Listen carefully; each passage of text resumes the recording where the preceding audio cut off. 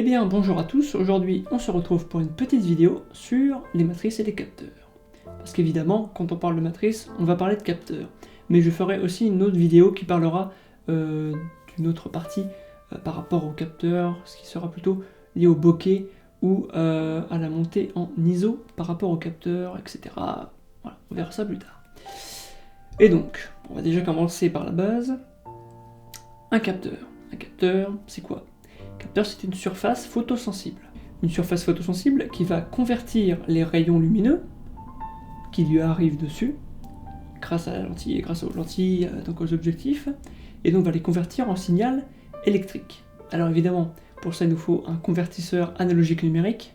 Voilà, donc c'est-à-dire que le capteur reçoit une information, puis l'information va dans le capteur analogique numérique.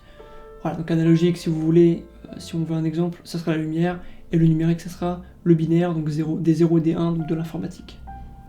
Et donc, ce capteur, il est constitué de photosites. Alors, qu'est-ce qu'un photosite ? Un photosite, c'est une surface photosensible. Voilà, du coup, c'est pour ça que le capteur est une surface photosensible. Elle est constituée de plein de petites surfaces photosensibles qu'on compte en millions, évidemment. Et donc, le pixel fait un quart du photosite. Et donc, évidemment, parce que justement, si on n'avait que des photosites avec un pixel, en fin de compte, sans cela, on obtiendrait du noir et blanc. Voilà. C'est pour cela d'ailleurs que, je vais avancer un petit peu, voilà, que les matrices, des gens s'amusent à gratter la matrice qui est devant pour pouvoir faire du noir et blanc avec plus de piquets, plus de pixels, etc. Et donc une fois que cette information est passée dans le convertisseur analogique numérique, évidemment, ça devient une image. Mais c'est essentiellement une image numérique, c'est une image informatique, mais qui part d'une image analogique, une vraie image. En termes de capteurs, on en retrouve un grand type sur les appareils photo, et il y a aussi un deuxième type, voilà, donc je vais commencer par le premier. Le premier est dit le capteur CMOS ou CMOS. C'est le capteur le plus répandu dans les appareils photo réflexes et hybrides. Pourquoi ? Parce que il est déjà très efficace, et il est peu cher. Alors peu cher, c'est relatif, mais il est peu cher par rapport à d'autres. Et donc, puisqu'il est peu cher, on peut faire des prix plus compétitifs, etc. Puisque avant, les CMOS sont assez récents. Le problème du CMOS, donc le capteur CMOS, je le redis encore une fois, c'est qu'à la surchauffe, il peut avoir des problèmes de déviance colorimétrique. Donc déviance colorimétrique, ça veut dire ce que ça veut dire. On prend une couleur, déviance, elle n'est plus de la même couleur. Voilà, même si c'est potentiellement rattrapable. Mais ça peut poser problème. Aussi sur les capteurs, on peut rajouter des choses. En avant de la couche de photosite, donc de surface photosensible, on a des micro-lentilles qui permettent de faire converger les rayons lumineux. Ce qui veut dire qu'en fait un rayon lumineux arrive droit, il arrive sur le capteur. Mais sur les bords, il ne rentrera pas en contact avec le photosite parce qu'il y a des bords. Et du coup, on met une lentille convergente pour que les rayons lumineux qui arrivent sur les bords arrivent quand même dans le photosite, ce qui permet d'avoir plus d'informations. Et donc en plus de ces micro-lentilles, on a ce qu'on appelle un filtre AA, anti-aliasing. Ce filtre anti-aliasing, comme dans les jeux vidéo, une surface en fait faite de pixels n'est pas vraiment une surface, en fait. Enfin, une courbe n'est pas une courbe, ou une droite n'est pas vraiment droite. C'est un amas de pixels, et on va donner l'illusion par le nombre de pixels que cette ligne et que cette ligne est en fait bien une ligne droite.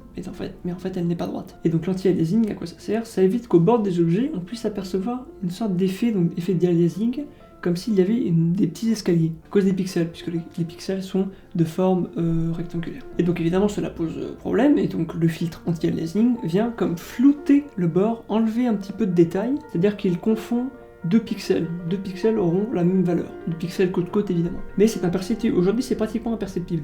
Déjà parce que certains appareils enlèvent le filtre anti-aliasing car il y a tellement de pixels dans l'image et les traitements sont tellement efficaces qu'on ne voit pas l'aliasing. Voilà, maintenant que vous savez ça, nous allons parler des matrices.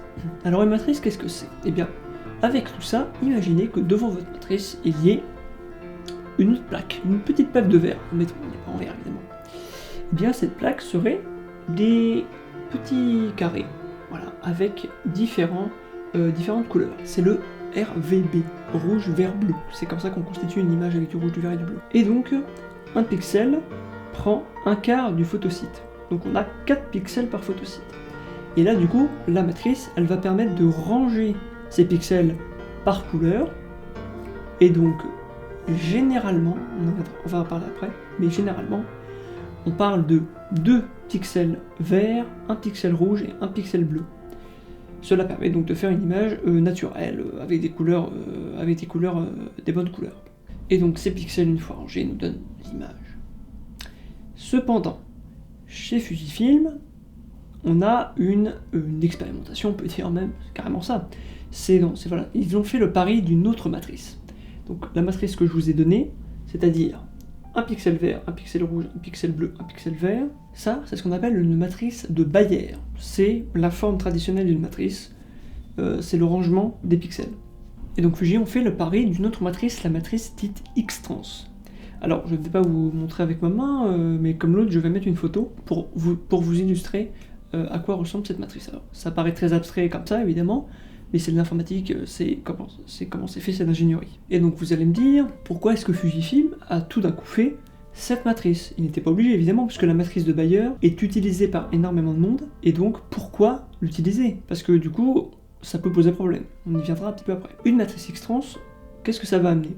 Ça va amener, je vais vous donner la théorie, un meilleur piqué, des meilleures couleurs. Elle apporte aussi moins de problèmes de déviance colorimétrique et de bruit, de couleurs dans les hautes sensibilités. C'est-à-dire que quand il va y avoir beaucoup de bruit dans votre image, il peut y avoir de la couleur dans le bruit, ce qui n'est pas du tout agréable, ce ne sera pas un bruit uniforme et incolore, on va dire.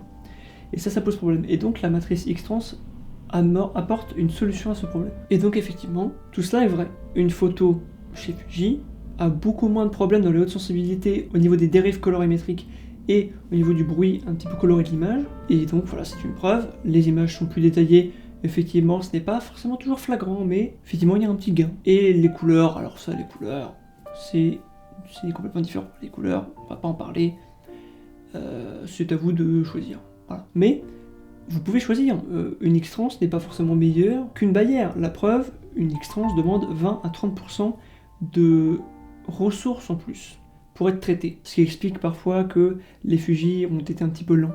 Mais maintenant, on arrive à des bons traitements. Aussi, un autre problème de la matrice X-Trans, c'est que certains logiciels ont un petit peu du mal à le déchiffrer. Évidemment, parce que c'est un dématrissage différent, et donc les logiciels ne sont pas forcément adaptés. Sur Lightroom, il y a eu pendant longtemps des problèmes. Je crois qu'aujourd'hui c'est réglé. Et bien voilà, la vidéo est terminée. J'espère qu'elle vous aura plu. Moi j'ai bien apprécié, évidemment, j'ai apprécié de la faire. Voilà, donc n'hésitez pas évidemment à vous abonner, à partager la vidéo, etc. Bon, je vais lancer le discours habituel sur YouTube, mais c'est pas grave. Je le lance.